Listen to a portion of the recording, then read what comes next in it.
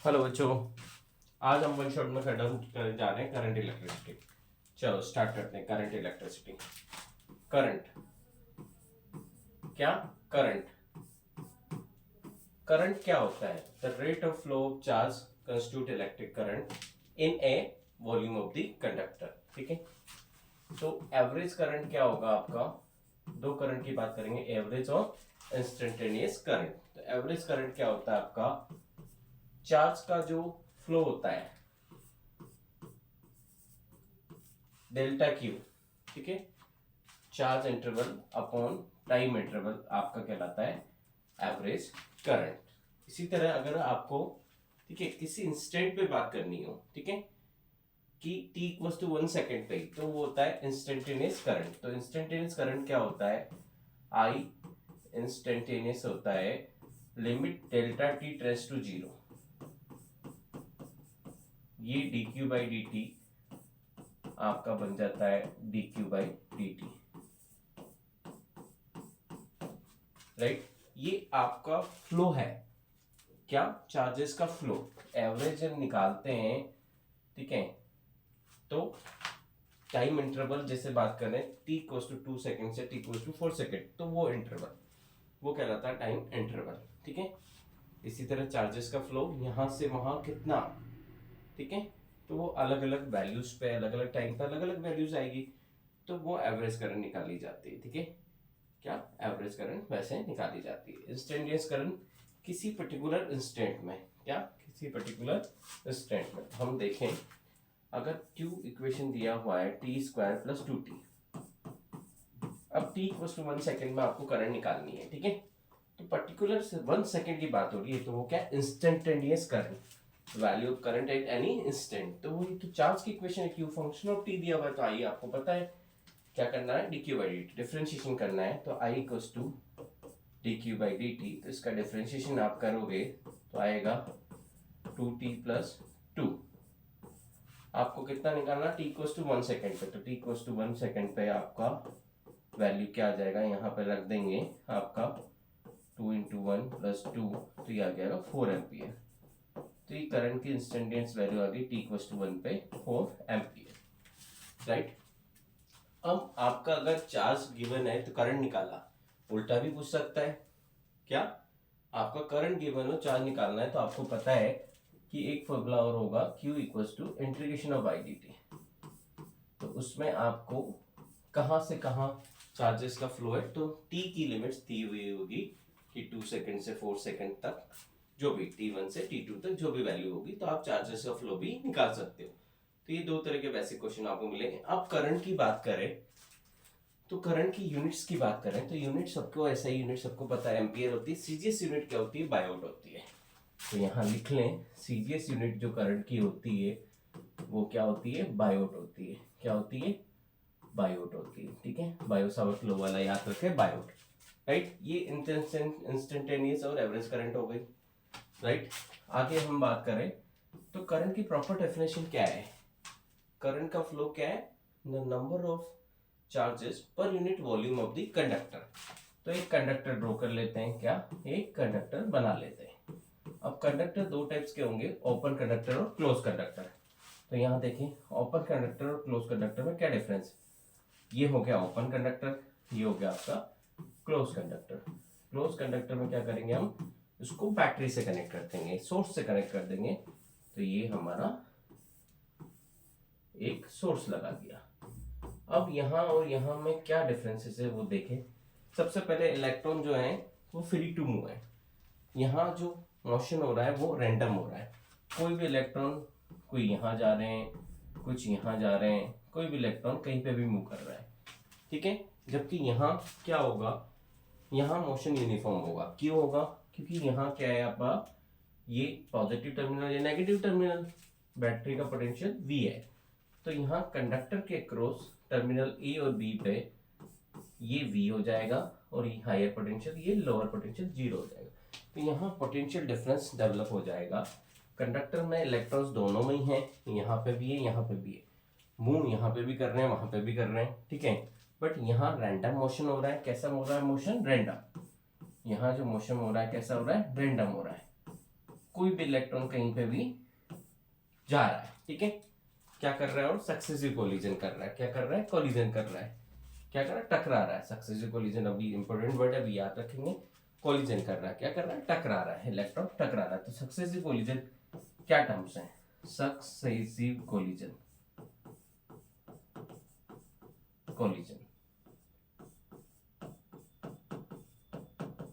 जब इलेक्ट्रॉन यहां से यहां टकराएगा, जब इलेक्ट्रॉन हमारा यहां इस सरफेस से टकराएगा, देन इससे टकराएगा, ये सक्सेसिव कोलिजन कहलाता है। तो इसमें दो इंपॉर्टेंट डेफिनेशंस है, वो क्या है, एक तो डिस्टेंस, जिससे लैम्डा मीन प्रीफात कहते हैं, जिससे क्या कहते हैं, लैम्डा मीन प्रीफात, ठीक है। लैम्डा वो होता है मीन फ्री पाथ, वो क्या होता है, distance travelled by the electron during successive collision, ठीक है। मीन फ्री पाथ डिस्टेंस होती है, क्या होती है, बेसिकली ये एक डिस्टेंस है, क्या है ये, डिस्टेंस है, दिस इज डिस्टेंस, ठीक है। दूसरा होता है टॉ, दूसरा क्या होता है, टॉ, वो होता है रिलैक्सेशन टाइम, क्या होता है, रिलैक्सेशन टाइम। तो वो क्या होता है, टाइम है ना, ड्यूरिंग सक्सेसिव कोलिजन जो टाइम लगा वो कहलाता है आपका रिलैक्सेशन टाइम। तो क्या हो गया, time taken by the electron during successive collision is known age relaxation time. तो ये हो गया रिलैक्सेशन टाइम। तो यहां हमने देखा ओपन कंडक्टर में कि इलेक्ट्रॉन फ्री टू मूव है, कंडक्टर में होता ही है, रैंडम मोशन कर रहा है, कोलिजन कर रहा है, ठीक है। तो इनके पास क्या होगी, स्पीड होगी, कि दे एक्वायर्ड स्पीड, जिसे थर्मल स्पीड भी कहा जाता है। तो इलेक्ट्रॉन्स कितने, एन इलेक्ट्रॉन्स है, तो की एवरेज थर्मल स्पीड हम कहेंगे, क्या एवरेज थर्मल स्पीड आपकी होगी, एवरेज थर्मल स्पीड क्या होगी आपकी, कितने इलेक्ट्रॉन्स है, तो सबकी इलेक्ट्रॉन्स एन इलेक्ट्रॉन्स है, टोटल क्या है, एन इलेक्ट्रॉन्स है। तो अगर एक इलेक्ट्रॉन की U1, दूसरे की U2, तीसरे की U3 हुई, तो इस तरह से आपकी सभी की एवरेज स्पीड होगी, जितने भी स्पीड्स हैं, जितने भी इलेक्ट्रॉन्स हैं, उनकी सबकी speed upon total number of electrons, ये एवरेज थर्मल स्पीड होती है, ठीक है। तो यहाँ पे आपके पास स्पीड है, ठीक है, तो यहाँ पे डिस्टेंस ट्रेवल करेंगे, यहाँ और यहाँ में क्या डिफरेंस है, ठीक है। अब यहाँ पे जो इलेक्ट्रॉन मूव कर रहा है वो कैसे करेगा, यूनिफॉर्म मूव करेगा। ऐसा क्या डेवलप हुआ यहाँ पे, तो यहाँ देखो पोटेंशियल डिफरेंस डेवलप हो गया अक्रॉस का कंडक्टर, जिसकी वजह से क्या आ जाएगा, इलेक्ट्रिक फील्ड आ जाएगा। इलेक्ट्रिक फील्ड की डायरेक्शन क्या होगी, किस डायरेक्शन में होगा, ठीक है। इलेक्ट्रिक फील्ड की डायरेक्शन होती है हायर पोटेंशियल टू, जैसे चार्जेस का फ्लो क्या होता है आपका, higher potential to lower potential, ठीक है। तो कौन मूव कर रहा है higher potential to lower potential, electric field की डायरेक्शन कौन होगा, और इलेक्ट्रिक फील्ड के अपोजिट डायरेक्शन में कौन होगा। एक बार दोबारा देखें आराम से, कि कंडक्टर के अंदर एक तो है इलेक्ट्रॉन जो कि नेगेटिव चार्जेस हैं, जो कि नेगेटिव चार्ज है, एक हमारे हैं हमारे पॉजिटिव चार्जेस, एक क्या हमारे पॉजिटिव चार्जेस, ठीक है।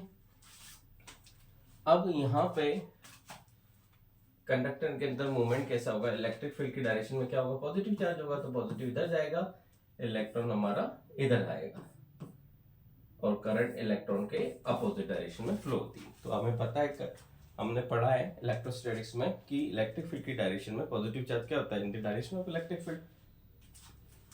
तो इलेक्ट्रिक फील्ड क्या हुआ, higher potential to lower potential आपका की डायरेक्शन इधर होगी, तो पॉजिटिव चार्ज इधर जाएगा, नेगेटिव चार्ज इधर जाएगा। तो अब इलेक्ट्रिक की वजह से यहाँ हुआ क्या, मोशन, किसका, मोशन की बात करें, किसकी बात करें, मोशन की बात करें, तो यहाँ अंदर जो मोशन है, ठीक है, यहाँ जो अंदर मोशन है वो कैसा हो गया, यूनिफॉर्म हो गया। कैसा हो गया आपका, यूनिफॉर्म, मतलब जो इलेक्ट्रॉन किसी टाइम इंटरवल में यहाँ था, मैं बोलूँ t इक्वल्स टू 0 पे, वो यहाँ इलेक्ट्रॉन पहुंच गया t equals to t time पे, मतलब ये इंटरवल हो गया dt, क्या इंटरवल हो गया, टाइम इंटरवल dt, ठीक है। तो इलेक्ट्रॉन यहाँ से यहाँ मूव कर गया, तो यहाँ जो यूनिफॉर्मली इलेक्ट्रॉन मूव किया, किसकी वजह से, इलेक्ट्रिक फील्ड की वजह से। तो इलेक्ट्रिक फील्ड ने क्या कर दिया, यहाँ पे यूनिफॉर्म मूव कर दिया, ठीक है। अब यहाँ पे क्या होगा इनका, इनके पास सबके पास क्या होगा, इलेक्ट्रिक फील्ड की वजह से जो वेलोसिटी एक्वायर्ड करेगा इलेक्ट्रॉन, उसे कहेंगे ड्रिफ्ट वेलोसिटी, क्या कहेंगे, ड्रिफ्ट वेलोसिटी। तो यहाँ Vd हो गया ड्रिफ्ट वेलोसिटी, क्या, ड्रिफ्ट वेलोसिटी, जो इलेक्ट्रिक की फील्ड की वजह से जो इलेक्ट्रॉन ने एक्वायर्ड की वो ड्रिफ्ट वेलोसिटी कहलाती है। ठीक है, तो यहाँ से देखो अगर मैं बात करूँ इक्वेशन की बात करूँ, न्यूटन की इक्वेशन लगाओ v equals to u plus A T. ठीक है, t यहाँ रिलैक्सेशन टाइम आ जाएगा, तो इनिशियल वेलोसिटी में मान के चल रहा हूँ कि 0 है, इनिशियली कोई इलेक्ट्रॉन का फ्लो नहीं होगा। v equals to u plus A t, तो u 0 हो गई, ये वेलोसिटी होगी आपकी drift velocity v t. A tau क्या ए टॉ, तो v d equals to a tau, important equation आ गई यहाँ पे, तो v d equals to a tau. ठीक है, तो अब नेक्स्ट स्लाइड में हम बात करते हैं आगे की जो भी प्रॉपर्टीज होगी उसकी बात करें। ठीक है,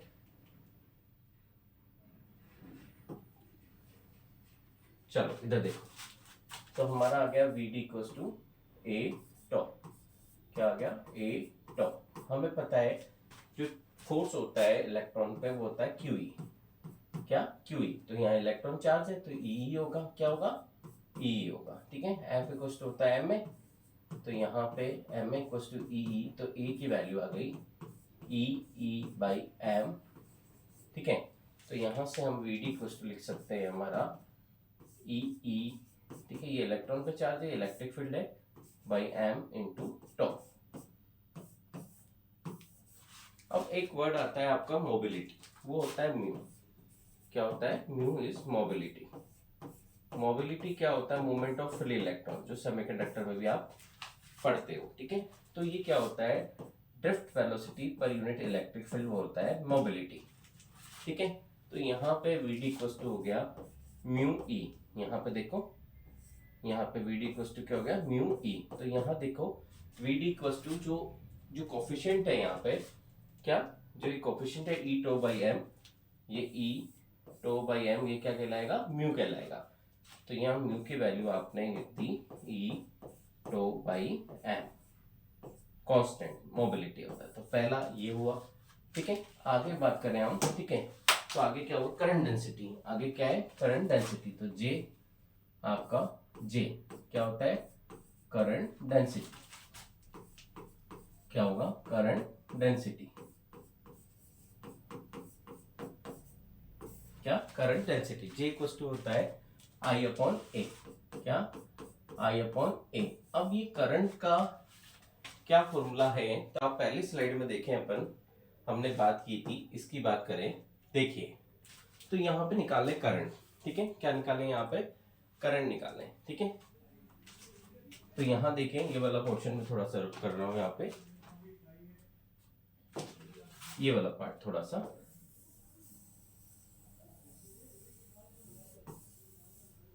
देखिए। यहाँ पे बात कर रहे हैं अपन नंबर ऑफ इलेक्ट्रॉन। करंट की जो फॉर्मूला है I equals to n v d, यहीं से आया है। और देखो करंट क्या है?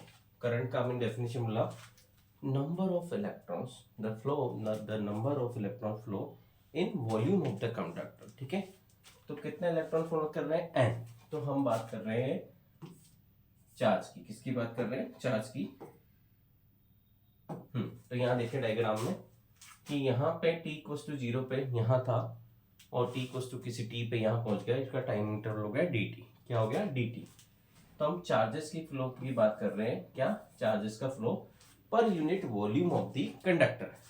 ठीक है, तो चार्ज की बात कर रहे हैं, तो n कितने इलेक्ट्रॉन से कौन फ्लो कर रहा है? n। कितने नंबर ऑफ इलेक्ट्रॉन से? n e। ठीक है, अब per unit volume of the conductor है और आपको रिजल्ट चार्ज आएगा, तो ये जो n है वो खुद ही क्या है? Number of electrons per unit volume. तो ये वॉल्यूम है। ठीक है, n इक्वल्स टू क्या है आपका? n जो है number of electrons per unit volume.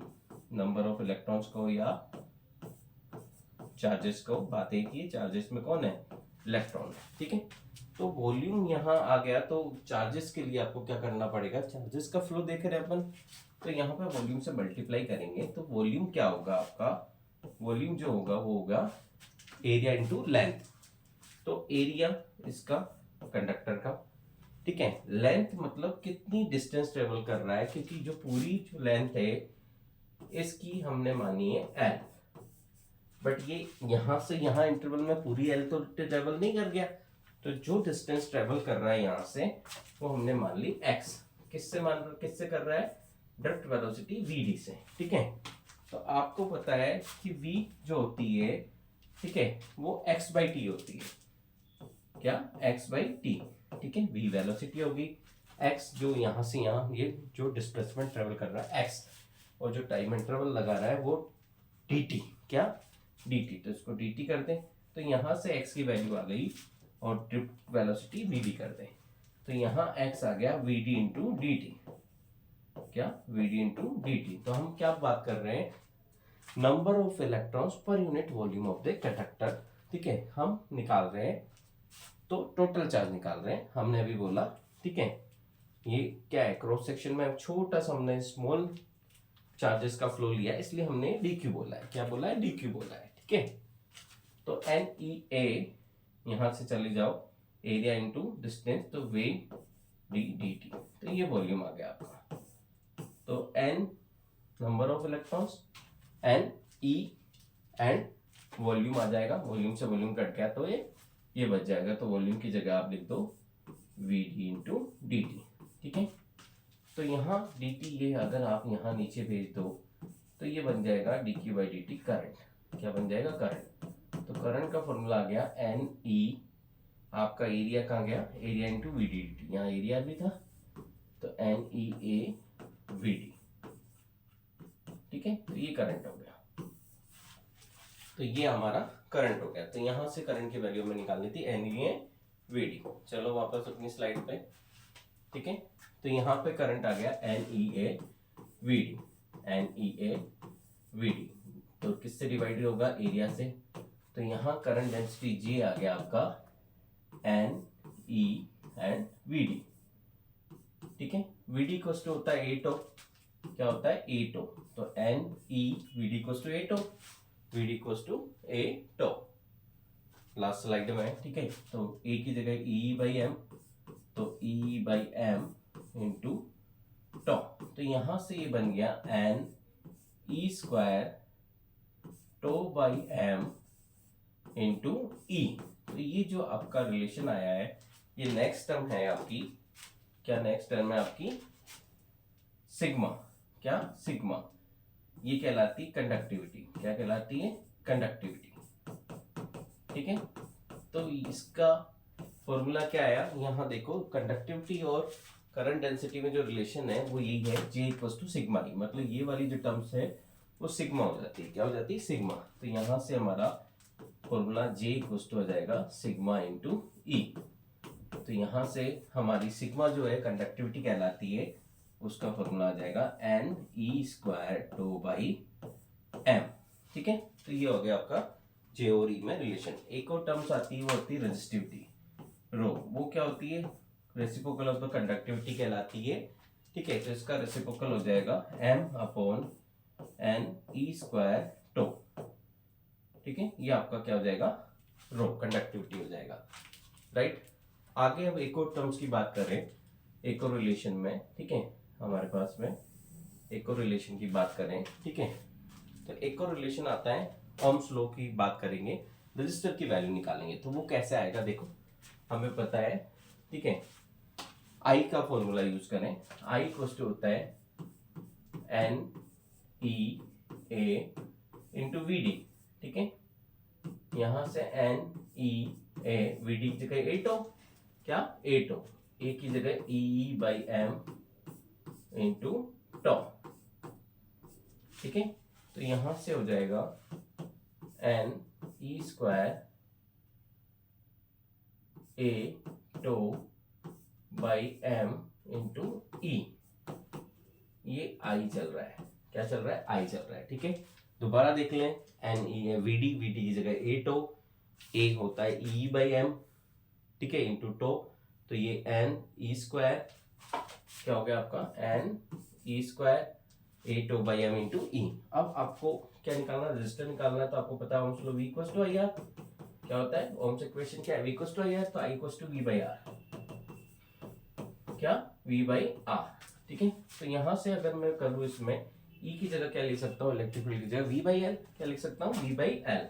तो यहाँ आप अगर आप यहाँ अगर आप क्या कर दोगे, V बाई एल कर दोगे, ठीक है, तो करंट का formula N E square A tau by M into V by L, ठीक है।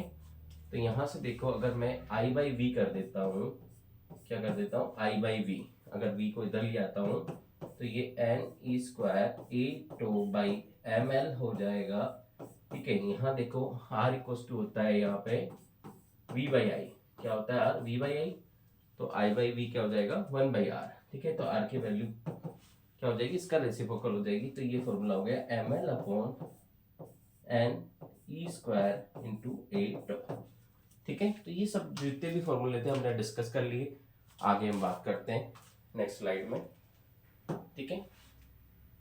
देखो अब जितने भी पैरामीटर्स थे सबकी बात कर ली, सबके फॉर्मूले की बात कर ली, ठीक है।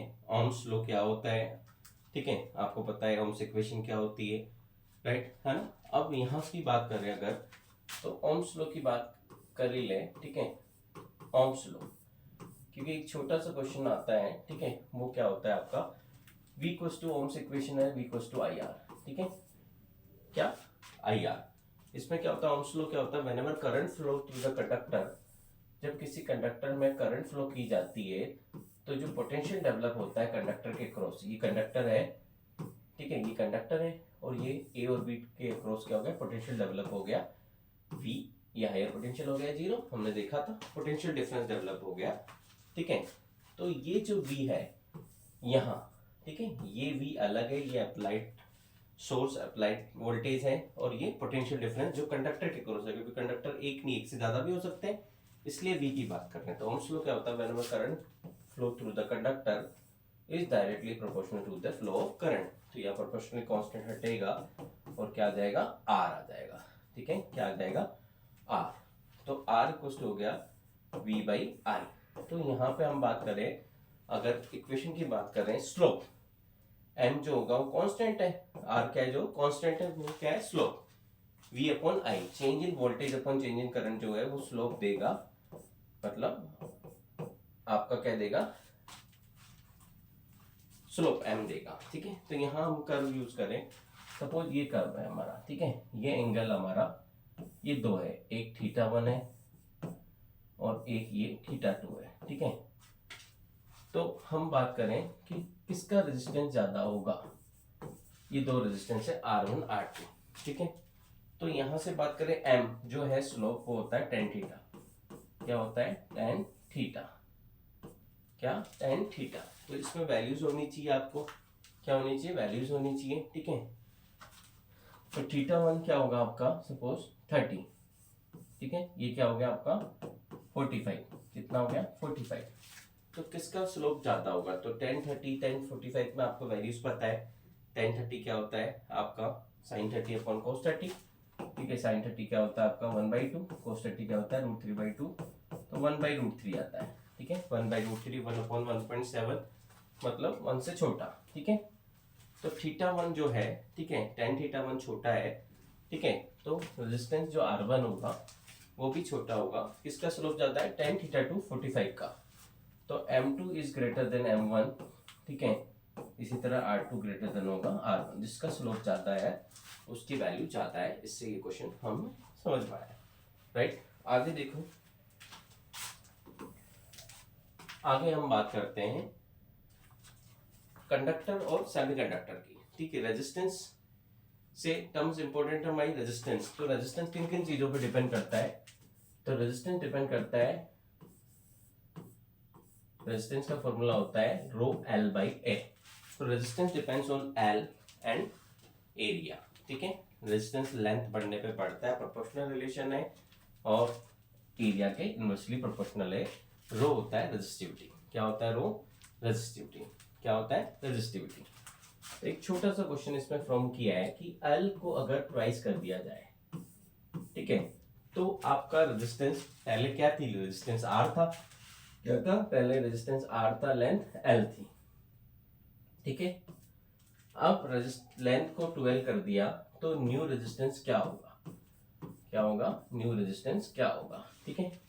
तो जितने भी रेजिस्टेंस के क्वेश्चंस हैं वो किस पे करने हैं आपको, वॉल्यूम कांस्टेंट ठीक है, दोनों में वॉल्यूम कांस्टेंट होगा। क्या होगा? दोनों में वॉल्यूम कांस्टेंट होगा। वॉल्यूम क्या होता है? पहले जो वॉल्यूम था बाद में जो वॉल्यूम था वो बराबर होना चाहिए। ठीक है, तो वॉल्यूम होता है एरिया इंटू लेंथ। तो area A1 length L1, area A2 length L2, right. ठीक है, तो अब लेंथ में अगर ट्वाइस कर दिया, ठीक है, तो वॉल्यूम कब होगा? ठीक है, अगर लेंथ दुगनी होगी तो एरिया हाफ होगा, तभी ये वॉल्यूम। दोनों क्या करना है, आपने लेंथ में चेंज किया, ट्वाइस किया, तो एरिया आपका क्या हो जाएगा? हाफ हो जाएगा। क्या हो जाएगा? एरिया आपका हाफ हो जाएगा, क्योंकि किस पे प्रिंसिपल वर्क कर रहे हैं? Constant volume. कांस्टेंट वॉल्यूम क्या कहलाता है? A1 by A2। क्या कहलाता है? A1 by A2। ठीक है, ठीक है, L2 बाई L1 के। ठीक है, क्या? L2 बाई L1 के। इस रिलेशन के अकॉर्डिंग वॉल्यूम क्या होना चाहिए? कांस्टेंट होना चाहिए। ठीक है, इसका एरिया ज्यादा, कब बराबर होंगे? कब बराबर होंगे भाई? ये दोबारा अच्छे से समझाने की जरूरत है। चलो भाई अच्छे से समझा देते हैं, क्या दिक्कत है? दोनों बराबर कब होंगे? समझो, अगर ये न्यूमरेटर ज्यादा है, ठीक है, और अगर ये न्यूमरेटर ज्यादा है, ठीक है, तो इसको क्या बोलना पड़ेगा?